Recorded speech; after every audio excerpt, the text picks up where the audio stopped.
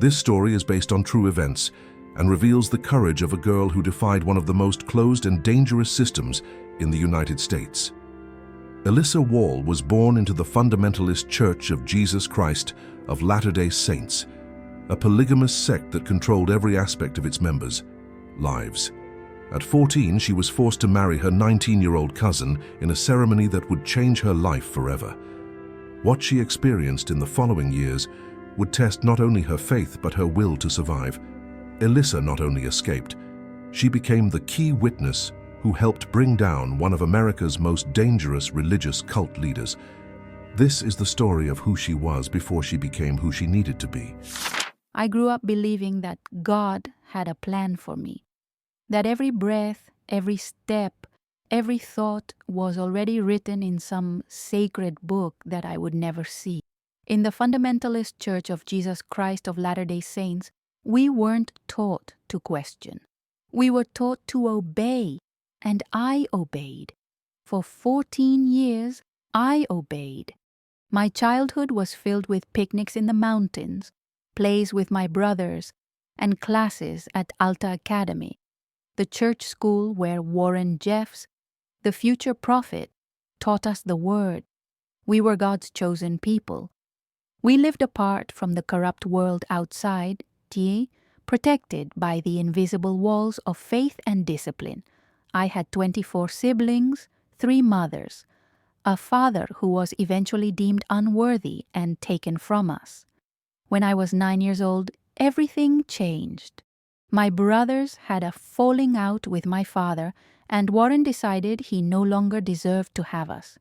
My mother, my sisters, and I were sent to live with Fred Jessup, a church leader who was nearly 90 years old. Suddenly, I was no longer Elissa Wall. I was Elissa Jessup. I had to call that man father. I had to forget who I was before. The children in the house made fun of us. They said we didn't have a real father, that we were rejected. I learned quickly to keep my head down, to avoid drawing attention, to be invisible. But no matter how hard I tried to disappear, they saw me. In early 2001, Fred gathered the family and said he had found a place for 3 of his daughters. I didn't understand at the time. I thought maybe we were going to another house, another community. Then one of my sisters started crying, and I understood. Marriage, 3 girls, 14, 15, and 16 years old. 3 destinies sealed at a family gathering, and I was one of them. The groom they chose for me was Alan Steed, my cousin, a 19-year-old boy I barely knew, but who already looked at me in a way that made me want to disappear. My stomach churned. My head spun. Everything inside me screamed that something was wrong. I tried to resist. I went to Warren Jeffs. I begged. I explained that I was too young, that I wasn't ready, that I didn't want that marriage. He looked at me as if I were an insignificant insect and said, "You must submit your mind, body, and soul to your husband. He is your path to heaven." 3 days later, I was married. There was no honeymoon, there was no romance, just a hotel room in Nevada, a man I barely knew, and a night that stole my childhood forever. For the next 3 years, I lived a nightmare. 4 miscarriages, a stillborn baby. Endless nights when I prayed for God to hear me, but only found silence. Until the day I realized something. Maybe God wasn't silent. Maybe I just wasn't listening to my own voice. This is the story of how I found that voice and how it changed everything.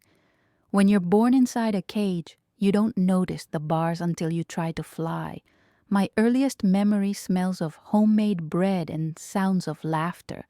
I was about 4, maybe 5, running barefoot in the backyard of our house in Salt Lake City. My brothers were playing tag while my mothers, yes, 3 of them, prepared dinner in the kitchen. The sun was setting, painting the sky orange and pink and I felt safe, loved, special. I didn't know that feeling wouldn't last. In the fundamentalist Church of Jesus Christ of Latter-day Saints, we were taught that the world outside was corrupt, that the devil lived in the city streets waiting to drag us to hell, that only we, the chosen people, possessed the truth. I grew up seeing Gentile families. That's what we called those who weren't in the church, and wondering how they could smile like that when they were condemned to eternal damnation.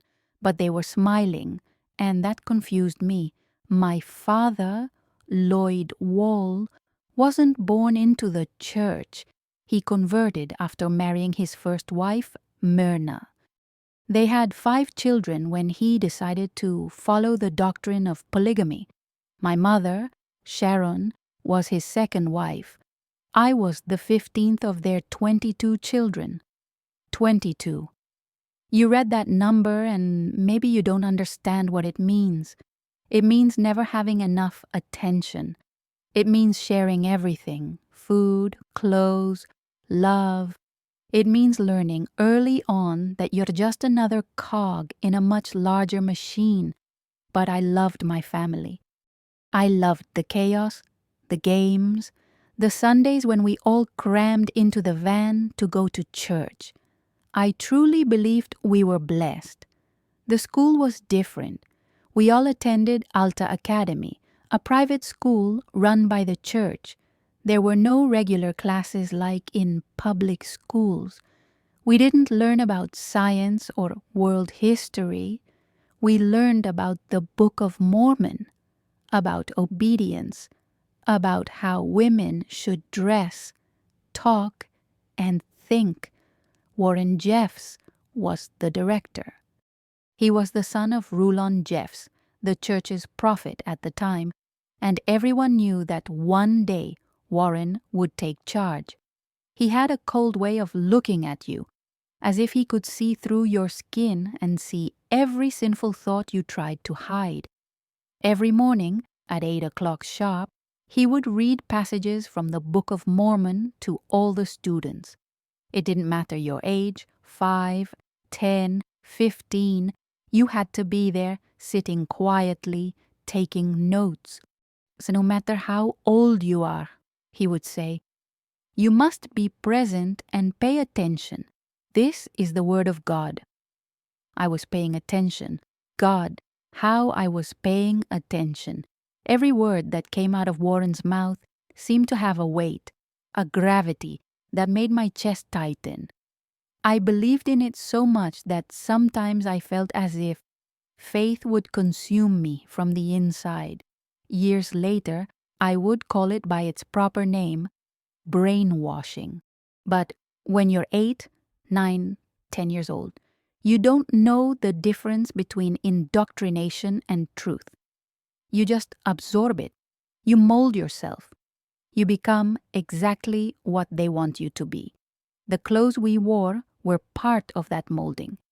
Long dresses, down to the ankles, long sleeves even in the scorching Utah summer. No low necklines, no overly vibrant colors. Everything had to be demure, modest, invisible. Our underwear covered our entire bodies, from wrist to ankles, up to the neck. Makeup was a sin.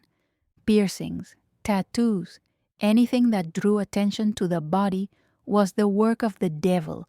We were taught to disappear. And for a long time, I disappeared.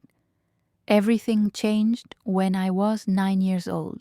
It was a night like any other, until it wasn't. My older brothers had an argument with my father. I don't remember exactly what it was about. Something about church rules, about Warren Jeffs and his increasingly strict orders. The argument turned into a fight.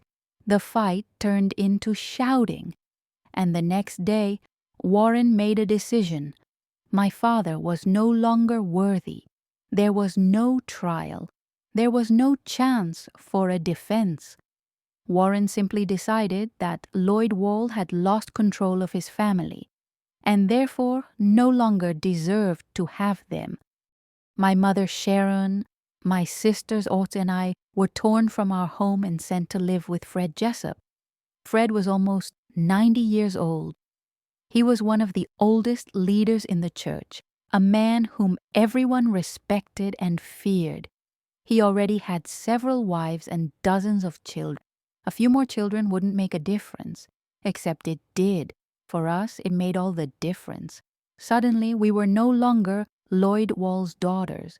We were the outcasts, the ones without a father. The children in the house made fun of us in the hallways, saying we were cursed, that our father had been expelled because God didn't love him. And the worst part, we couldn't argue back. We couldn't defend our father, because doing so would be questioning Warren, and questioning Warren was questioning God. So I learned to be quiet. A few months later, Fred married my mother, a quick, unemotional ceremony, like signing a contract. And suddenly, we were forced to call him Father. I had to look at that old man, who barely knew my name, and say, yes, Father, when he gave orders.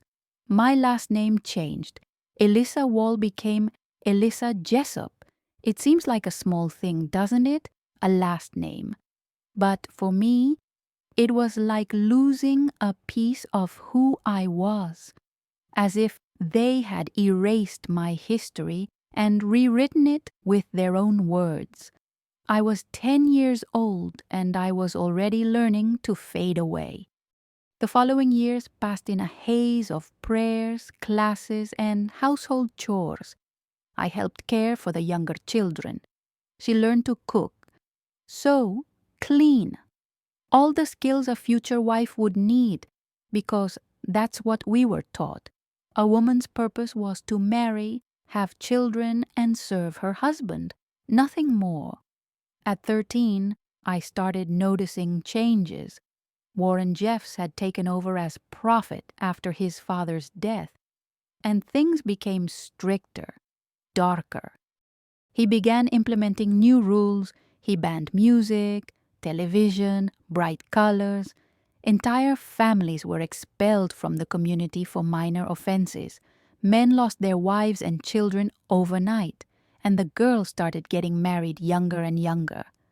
I heard the whispers, 12 years old, 13, 14. Girls I knew from school who still played with dolls would suddenly disappear and return married, pregnant with empty eyes. But I didn't think this would happen to me. I was quiet, obedient, invisible. I did everything right until it didn't matter anymore. At the beginning of 2001, Fred Jessup gathered the whole family in the living room. There was a tension in the air, a heavy silence that made my stomach churn. He looked at each of us, his tired eyes scanning our faces until they stopped on the girls. "I found room for 3 of you," he said. It took me a few seconds to understand what that meant. Then I saw one of my sisters start to cry and my heart sank. Marriage. 3 girls, 3 destinies, and I was one of them. That night, lying in the bed I shared with 2 sisters, I looked at the ceiling and tried to breathe. I tried to believe that maybe Fred would choose someone good for me, someone kind, someone who would wait until I was ready. But deep down, I knew the truth. No one was going to ask me if I was ready. No one was going to ask what I wanted. Because at FLDS, girls had no voice. Girls had no choice. Girls were merely promises that men made to each other, and I was about to find out the price of being a broken promise. There are moments in life that divide everything into before and after. For some people, it's an accident, an illness, a loss. For me, it was an empty seat next to me at a family gathering. It was early April of 2001. Spring was arriving in Hilldale.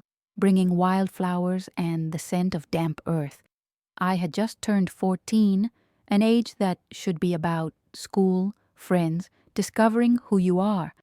But at FLDS, 14 meant something else. It meant you were ready. The meeting was called by Fred Jessup, my stepfather. The whole family was there, more than 50 people crammed into the main room. Brothers, sisters, half-siblings, shared mothers. A tangle of faces I recognized, but never truly knew.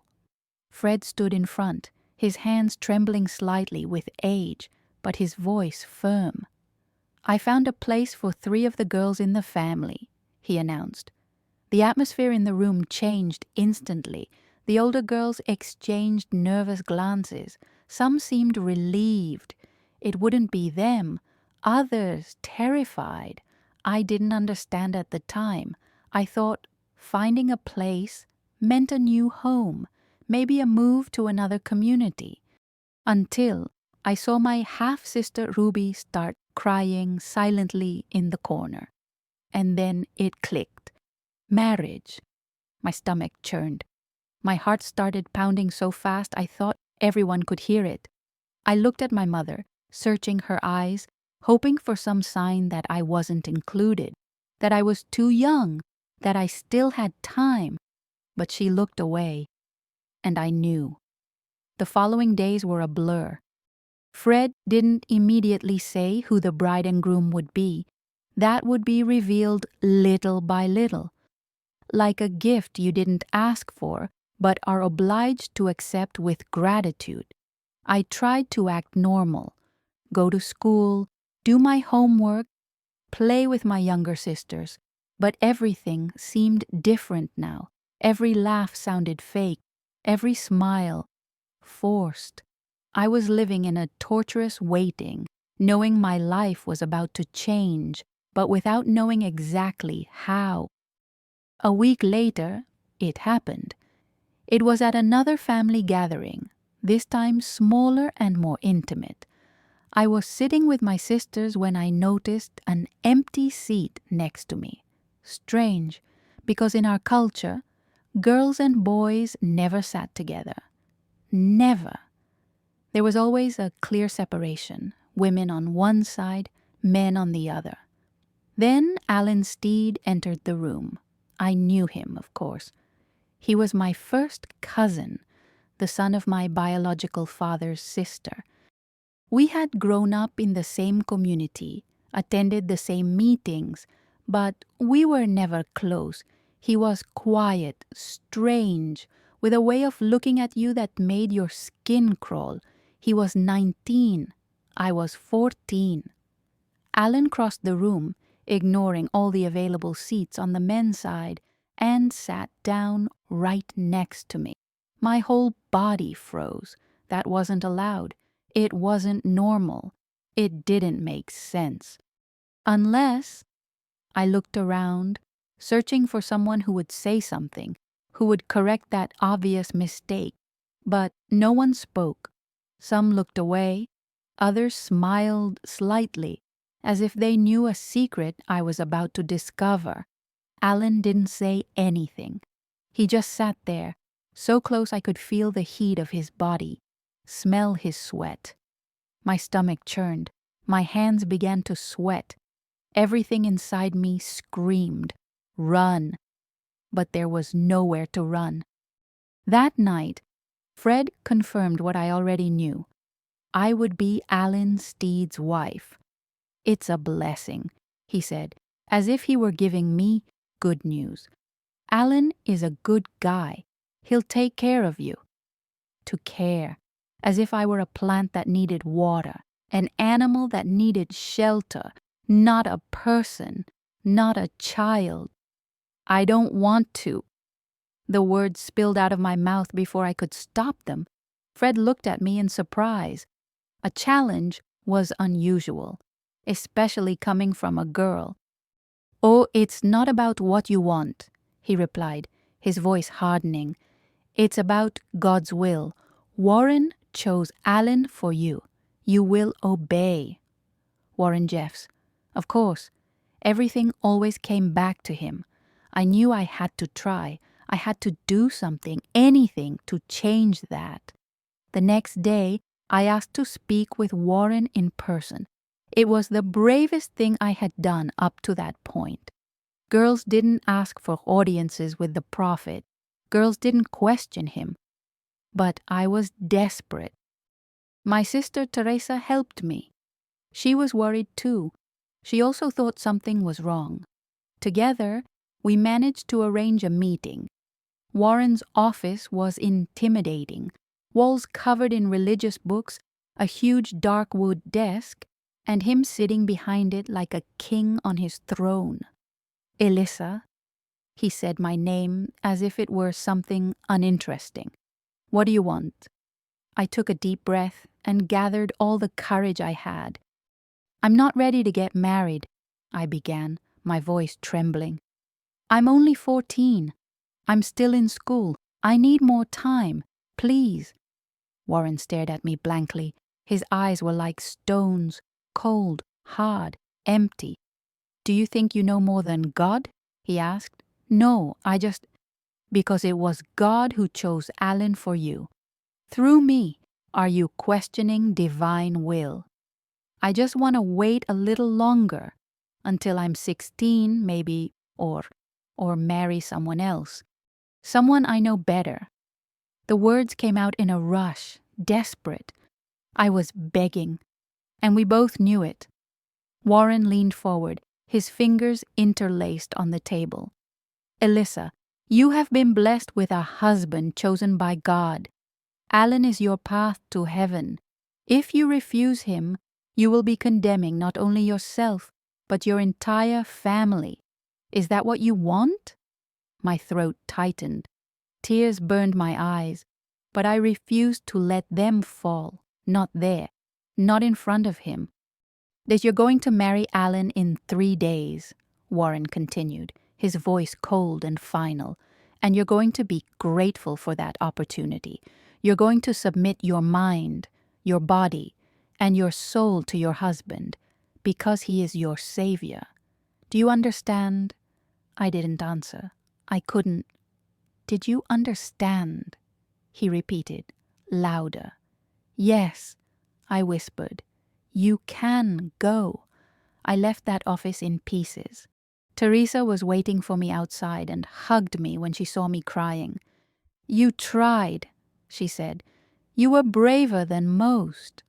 But courage didn't matter. Not here. Not against Warren Jeffs. The next 3 days passed too quickly. My mother and sister sewed my wedding dress, white, simple, modest.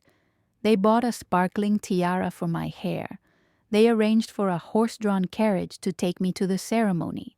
From the outside, it looked like a fairy tale. From the inside, it looked like a funeral. On the morning of the wedding, I looked at my reflection in the mirror, the white dress, the tiara, my hair styled in elaborate braids. I was supposed to feel beautiful, special. But all I saw was a child dressed up as a bride. The ceremony would take place in a hotel in Nevada, outside of Utah, to avoid legal complications. After all, marrying a 14-year-old girl to a 19-year-old man was illegal. But laws didn't matter to the FLDS, only God's laws, or rather Warren's laws. The carriage took me to the hotel. My family was there, forced smiles, empty congratulations. Ruby and another half-sister were also getting married that day. 3 girls, 3 ceremonies, 3 lives changing forever. Warren Jeffs personally conducted the ceremony. He made us repeat vows I barely understood. Promises of obedience, submission, eternal devotion. Alan held my hand, his palms sweaty, his grip too strong, and repeated the words mechanically. I tried to say my words. I tried to make my mouth form the sounds, but every word was a lie, every promise a betrayal of myself. I now pronounce you husband and wife, Warren said finally. And so it ended. I was Alan Steed's wife. At 14, with a body that hadn't finished growing and a mind that still believed princes saved princesses. The reception was brief. Cake, photos, hugs from relatives who told me how blessed I was. I smiled. I waved. I played the role they expected of me. And then came the part I feared most, to take honey. Alan led me to the hotel room. A small space with a double bed, thick curtains blocking out the sunlight. He closed the door behind us, and the click of the lock sounded like a sentence. "You are my wife now," he said, his voice different, darker. I stepped back. "I know, but—" "Can we wait? I'm not ready to—" "Wait!" He laughed. But there was no humor there. "We were sealed by God. This is our duty." "Please," I whispered. He didn't listen. Or he listened and didn't care. What happened in that room? You can imagine. I don't need to draw a picture. I don't need to go into detail. Suffice it to say that when I finished, I was no longer a child. I was a wife, property, a thing. And that was just the first night of many. That night, lying next to Alan while he slept, I looked at the ceiling of the hotel room and made a promise to myself. One day, I would get out of there. One day, I would be free. One day, no one would have power over my body, my life, my soul anymore. I didn't know how. I didn't know when. But I knew I had to believe in it. Because if he didn't believe, he wouldn't survive. I woke up the day after the wedding with my body aching and my soul shattered. Sunlight streamed through the hotel room window, but it brought no warmth, just a harsh brightness, revealing every detail of that strange space where I had become someone else. I glanced to the side and saw Alan still asleep, his heavy breathing filling the silence. I was 14 years old and had just lost something I could never get back. I couldn't move for a long time. I lay there, staring at the ceiling, trying to understand what had happened, trying to find meaning in something that made no sense. Warren Jeffs had said that this was God's will, that my husband was my path to heaven, that if I submitted, I would be blessed. But I didn't feel blessed. I felt dirty. When we returned to Hilldale, everything was different. I no longer lived at Fred Jessup's house. Now I had my own house, well, Alan's house, a small trailer on the Steed family property, with thin walls and old furniture. There was no privacy. There was no escape. I was a wife now, and wives had duties. The first few weeks were a blur of pain and confusion. Alan expected me to cook, clean, and take care of the house as if I were an adult, but I barely knew how to cook rice without burning it. I was still a child learning to be a woman, and he didn't have the patience to teach me. "You're useless," he'd say when the food didn't turn out well. Say, how am I supposed to have a family with someone who can't do anything? I tried to learn. I swear I tried. I called my mother asking for recipes, tips, anything that would help me be the wife everyone expected me to be, but nothing was ever enough. And the nights were worse. Alan believed the purpose of marriage was to have children, lots of children. The more the merrier. That was how you climbed the hierarchy of heaven. He didn't understand when I said I was tired, that I was in pain, that I needed time. To him, I was his property, his God-given right. "You are my wife," he repeated. "You have to submit." I could hear Warren Jeffs' voice echoing in my head. "Submit your mind, body, and soul to your husband. He is your path to heaven. But if that was the path to heaven, why did it look so much like hell?" 3 months after the wedding, I found out I was pregnant. I should have been happy. At FLDS, pregnancy was a blessing, confirmation that you were fulfilling your purpose. But all I felt was terror. I was 15 years old. I barely knew how to take care of myself. How would I take care of a baby? I told Alan that night. He smiled. It was the first time I'd ever seen him truly smile, and hugged me so tightly it hurt my ribs. "Finally," he said. "Finally, you're doing something right." But my body knew something was wrong. The pain started a few weeks later. Severe cramps that doubled me over, bleeding that stained my clothes. I tried to ignore it, thinking it was normal, that every pregnant woman went through it, until the morning I woke up in a pool of blood. Alan took me to the community midwife. She examined me, shook her head, and said the words I already knew were coming. "You lost the baby." Miscarriage. That's what she called it. As if it were something common, something that just happened. But to me, it felt like a punishment. It felt like even my own body was rejecting me, telling me I wasn't good enough to be a mother. Alan was furious. "What did you do wrong?" he shouted on the way back home. "Why is God punishing us?" I had no answer. All I could do was cry. That was the first of 4 abortions.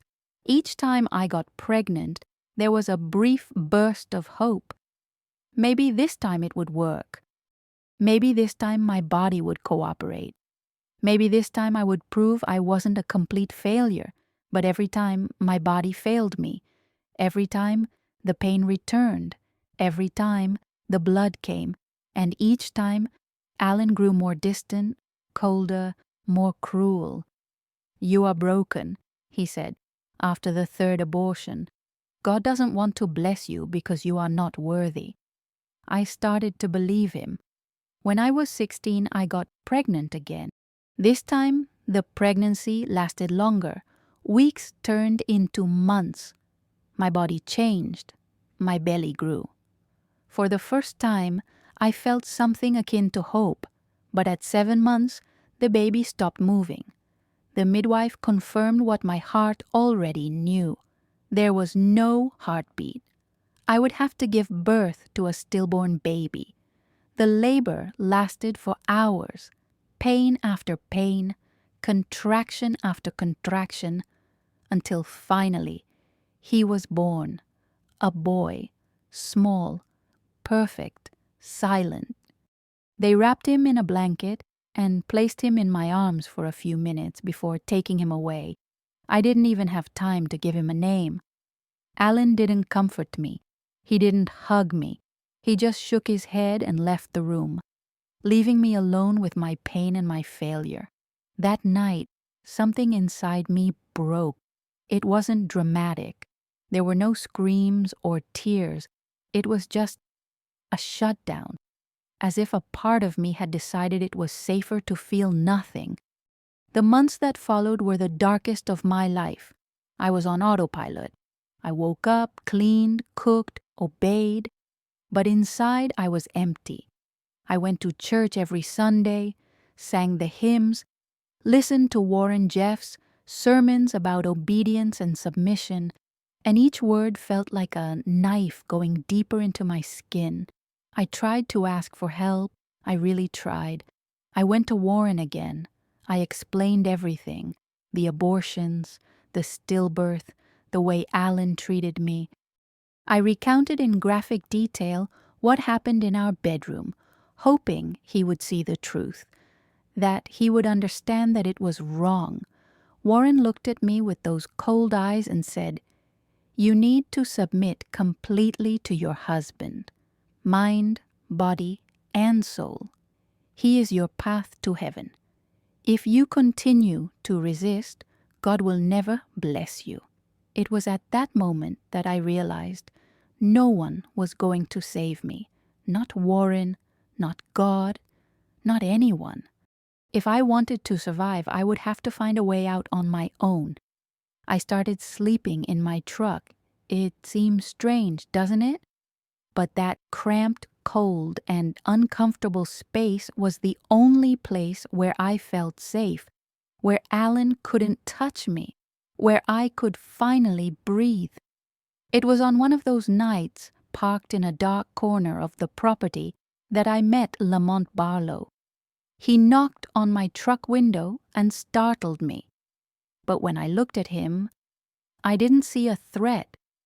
I saw curiosity, concern. "Are you okay?" he asked. And for the first time in years, someone asked that question and actually wanted to hear the answer. Lamont was 25 years old and had left the FLDS some time ago. He understood. He knew what it was like to live under Warren Jeff's control, under the weight of a doctrine that crushed any trace of individuality. We started talking, night after night. He would show up and we would talk for hours. He would tell me about the world outside, about freedom, about choices, things I had never considered possible. "You don't have to live like this," he said one night. "You can leave." Leaving, the word seemed impossible, dangerous. Everything I knew was here, my family, my faith, my identity, even if broken. But then I thought about my life, about the abortions, about the dead baby, about the nights I prayed not to wake up the next day. And I realized I was already dead. The question was whether I would have the courage to try to live again. It took me months to gather the courage, months of secret conversations with Lamont, months of planning, months of fearing every shadow, thinking someone would find out. Until one night, while Alan was sleeping, I grabbed a small backpack with some clothes and went out the door. I didn't look back. I was 18 years old, had 4 miscarriages, a stillborn baby, and a marriage that nearly killed me. But I was still alive, and for the first time, I felt something akin to hope. The world out there was more frightening than I had imagined. Not because it was dangerous, although I had been taught my whole life that it was, but because it was vast, infinite, full of choices I didn't know how to make. Lamont took me to a small apartment in a city whose name I didn't even know. Everything was strange. The clothes people wore, jeans, t-shirts, vibrant colors, the way they talked, laughed loudly, touched each other without ceremony. Women driving cars alone, working, making decisions. I felt like I had landed on another planet. "You're safe now," Lamont would repeat every time he saw me freeze in the street, paralyzed by the simple act of walking among strangers. But security was a concept I no longer understood.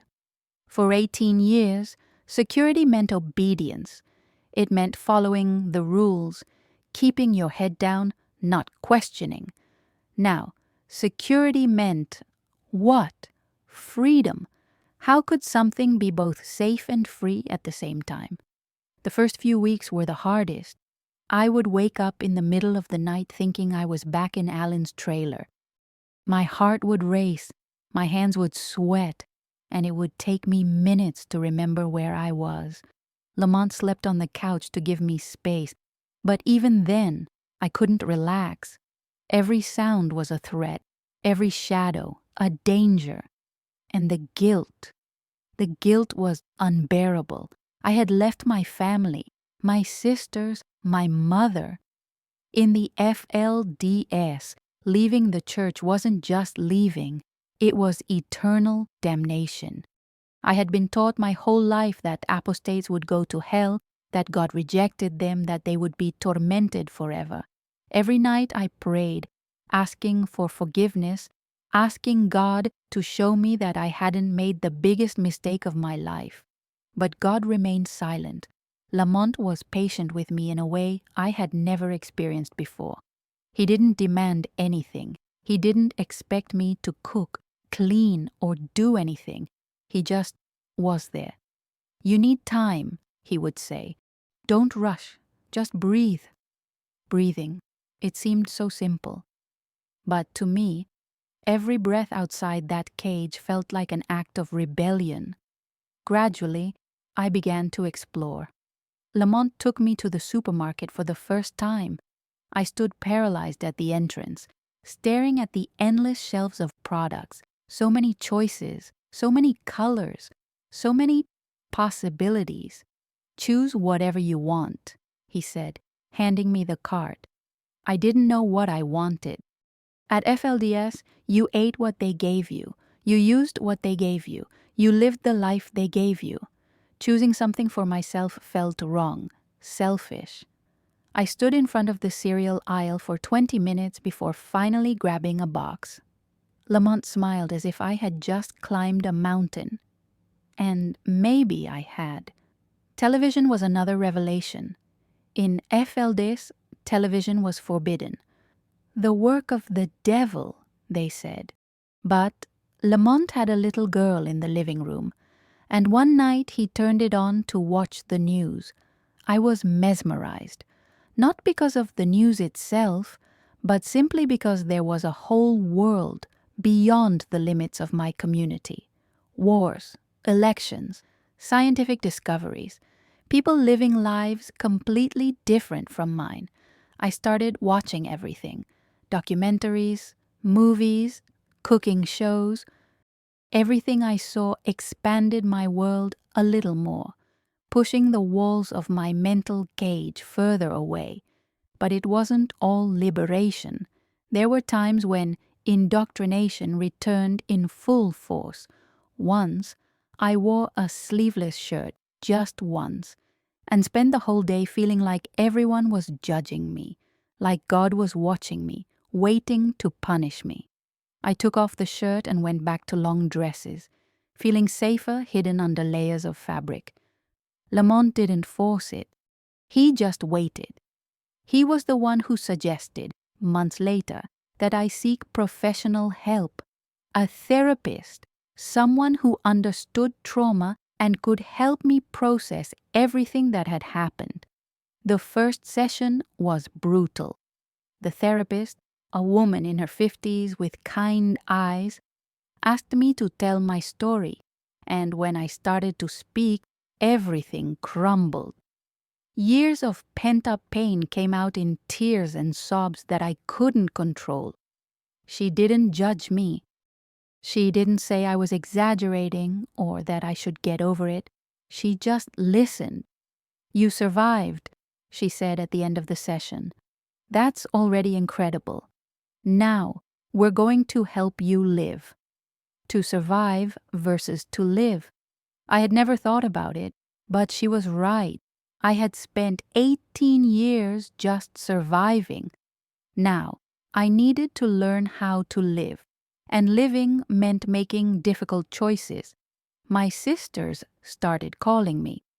Teresa, Rebecca, others who had also left FLDS. They told me similar stories. Abuse, forced marriages, traumas they carried like invisible scars. "You need to do something," Teresa said on the phone. "You need to speak up. Tell your story. Expose what Warren did." My stomach churned at the mere thought. Speaking meant confronting everything I had lived through. It meant reliving every painful moment. It meant exposing my life to the world. "I can't," I whispered. "I'm not strong enough." "You're already strong enough," Rebecca retorted. "You left. That's already more than most people can do."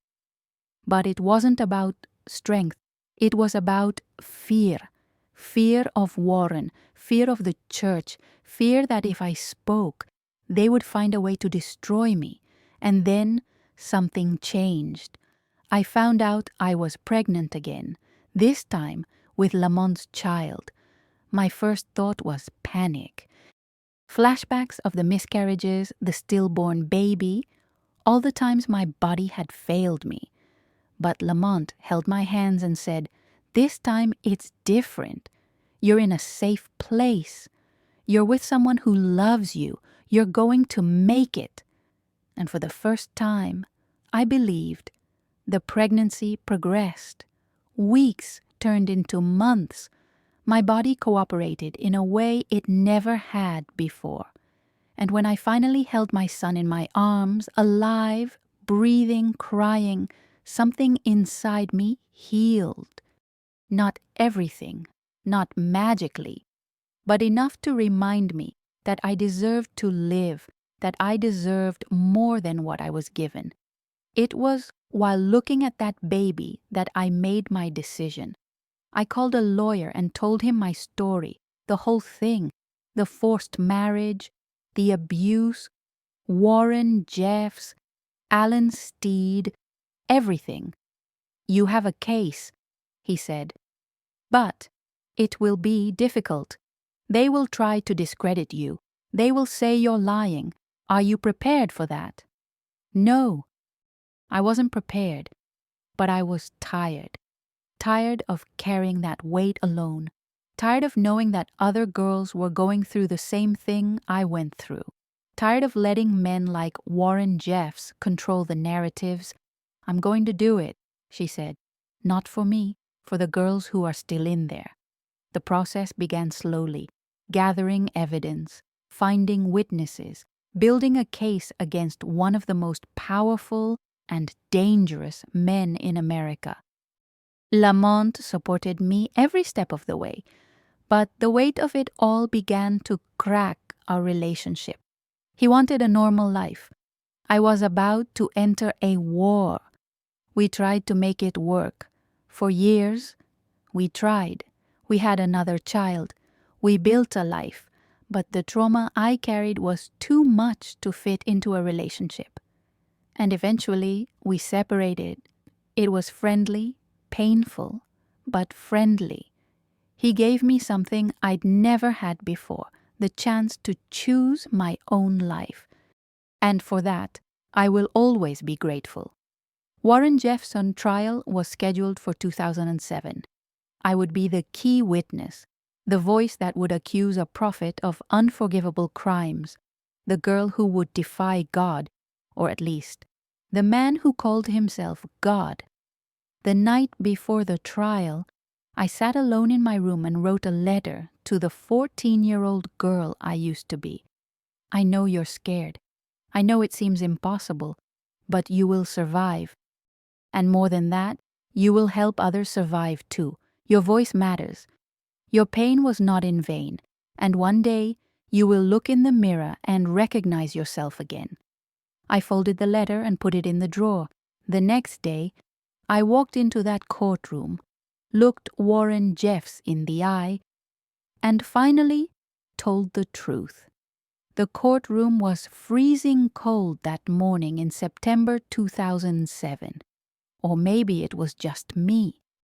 My hands were shaking so hard I had to hide them under the table. My heart was pounding so hard I was sure everyone could hear it.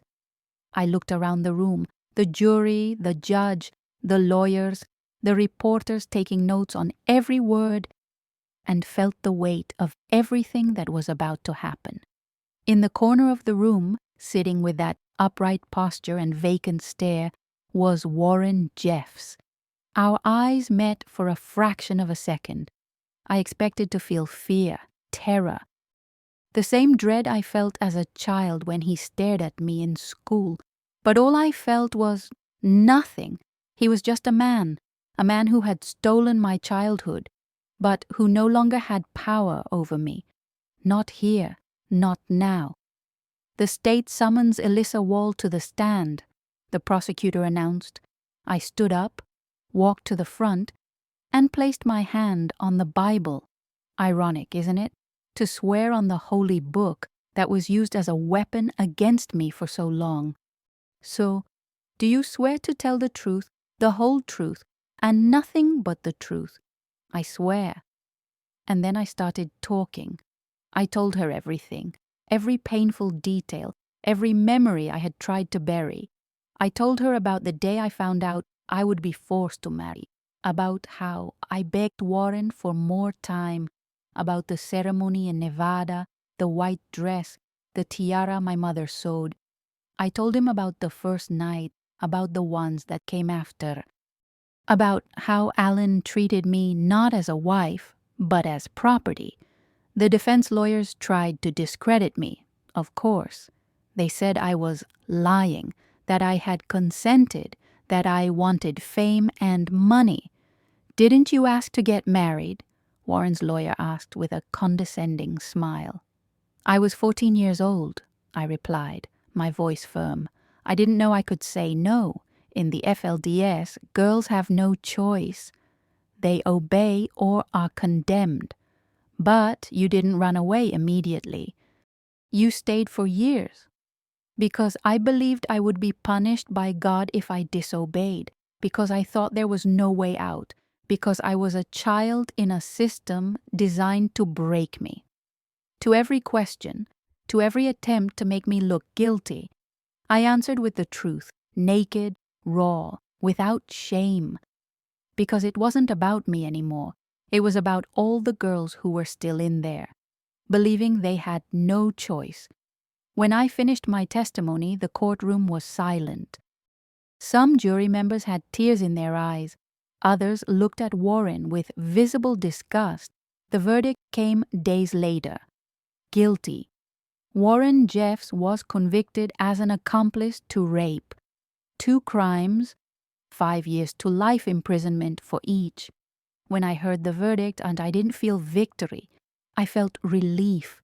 A relief so profound that it made me collapse onto my lawyer's shoulder, crying tears that came from a place I didn't even know existed. But the battle was far from over. Warren's conviction in Utah was overturned years later on a legal technicality, incorrect instructions to the jury. My heart broke when I found out. It felt like it had all been for nothing, that I had exposed my pain to the world and, in the end, he would still go free. But then, Texas opened a case. Warren had committed similar crimes there, forced marriages with even younger girls, 12 years old, 13 children. In 2011, he was tried again, this time for sexual assault of minors, and this time the sentence was final. Life imprisonment plus 20 years. He would never leave again. When I received the news, I was at home with my 2 children. They were playing on the living room floor, innocent, free, growing up in a world where no one would force them to do anything. And I realized I had broken the cycle. But there was another cycle that needed to be broken, the financial one. I sued Warren Jeffs and the FLDS Church for $16 million in damages, not for the money itself, but for the principle. They needed to pay, literally, for what they did. They needed to understand that stealing childhoods had consequences. Warren and the church did not present a defense. In 2017, a judge granted my request $16 million in general and punitive damages. Of course, collecting that money was another story. The church hid assets, transferred properties, did everything in its power to avoid paying. I spent years suing, tracking, fighting for every penny. In 2025, a jury in Minnesota awarded me $834,000 from a property that belonged to Warren's brother. It's still a fraction of what I was awarded, but every victory matters. Every victory says, you cannot silence us. I wrote a book in 2008, Stolen Innocence, Stolen Innocence. Telling my story in writing was therapeutic in a way that therapy never could be. Each word was a release, each chapter a cure. The book became a New York Times bestseller, 400,000 copies printed. People from all over the world wrote to me saying that my story helped them get out of abusive situations, that my courage gave them courage. I never wanted to be a hero. I just wanted to survive. But if my survival could help other people, then it was worth every tear, every nightmare, every moment of pain. I returned to Hilldale years later, the town where I was forced to marry, the town where I lost everything. But this time, I returned as a free woman. I opened a business, My Baby Rocks, selling alternative clothing for babies and children. It was my way of saying, you can be whoever you want to be. You don't need to fit into a mold. I even tried to go into politics. In 2019, I ran for the Hilldale City Council. I wanted to help rebuild the community, protect the children, and ensure that no girl would go through what I went through. I didn't win, but the fact that I tried, that was already a victory. Today, my children are teenagers, smart, independent, inquisitive. Everything I couldn't be at their age. They know my story, not all the details, but enough to understand where we came from. Mom, you are brave, my daughter once told me. I shook my head. No, dear, I only did what I needed to do to survive. That takes courage, she insisted. Perhaps it is, or perhaps courage is just another name for having no choice. I still have nightmares. I still wake up in the middle of the night with my heart racing, thinking I'm back in that trailer. I still see Warren Jeffs, a face in my dreams, hearing his cold voice telling me to submit. But then I truly wake up. I look around my room, not Alan's, not anyone's, and I breathe. I am free. It's not perfect freedom. It's not a life without scars, but it's mine. Every choice, every decision, every breath, it's all mine. And this is worth everything I went through. Sometimes I wonder about the girls who are still in there, about how many Elissas are out there now, being forced into marriages that will destroy their souls, about how many are praying for a way out that seems impossible. I want them to know there is a way out. It's terrifying. It's painful. It's the hardest thing you'll ever do. But on the other side, there is life. There is choice. There is you, finally, being who you were always meant to be. My journey is not over. I still fight for justice. I still advocate for survivors. I still share my story whenever I can, hoping it reaches someone who needs to hear it. Warren Jeffs is in prison, but the FLDS still exists. It still forces marriages. It still breaks girls. And as long as that continues, my work is not complete. I look back at the 14-year-old girl I once was, that frightened child in a white dress, climbing into a carriage, heading towards a destination she didn't choose. I wish I could go back in time and hug her, tell her that everything will be all right, that she is stronger than she imagines. That one day she will look in the mirror and recognize the woman reflected, not the broken wife, not the silent victim, but the survivor who refused to remain invisible. I can't go back. I can't change what happened, but I can guarantee that my voice, and the voices of all survivors, will never be silenced again, because in the end, it wasn't God who saved me. It wasn't Warren. It wasn't any man telling me what to do. It was me choosing to believe I deserved more, choosing to leave, choosing to speak up. And this choice, this was the first choice that was truly mine, and it won't be the last. This was just one part of Elissa Wall's extraordinary journey, a girl who became one of the most important voices in the fight against child abuse in religious contexts. After her escape at age 18 and her crucial testimony in the Warren Jeffs trial, Elissa received a court judgment for $16 million in damages against the FLDS leader and the church. In 2025, a jury determined that she was entitled to collect $834,000 from an estate to partially settle outstanding debts. His memoir, Stolen Innocence, published in 2008, became a New York Times bestseller with over 400,000 copies in print by 2013. The book offered the world an unprecedented insight into the abusive practices within the FLDS and inspired countless other victims to share their stories. Elissa returned to Hilldale, Utah, the same town where she was forced to marry, and started a business called My Baby Rocks, selling alternative clothing for babies and children.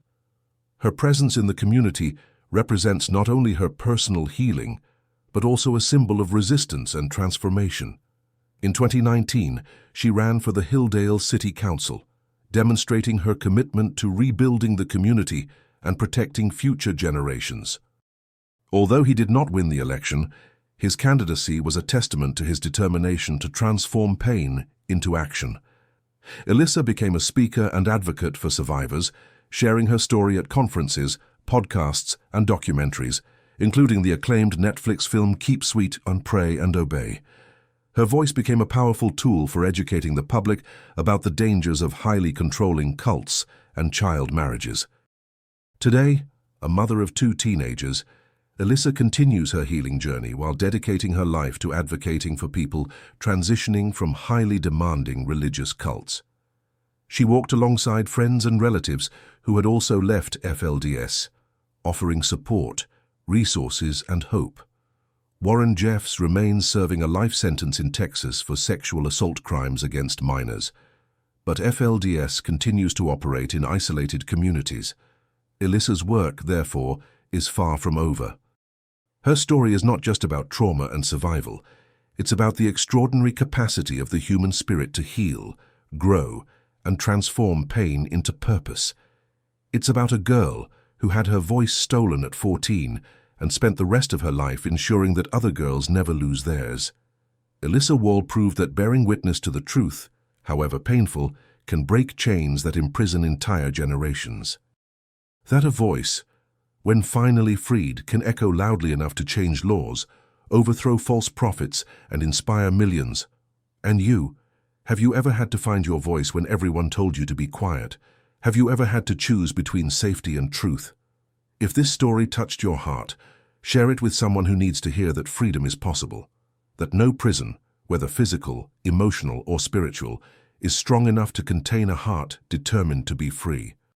The complete story of Elissa Wall, with all the details of her incredible journey of survival and redemption, is available in her book, Stolen Innocence, and in the various documentaries where she generously shares her experience.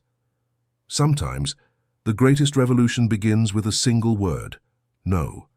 And Elissa Wall taught the world that this word, coming from a 14-year-old girl, can topple empires built on silence and fear.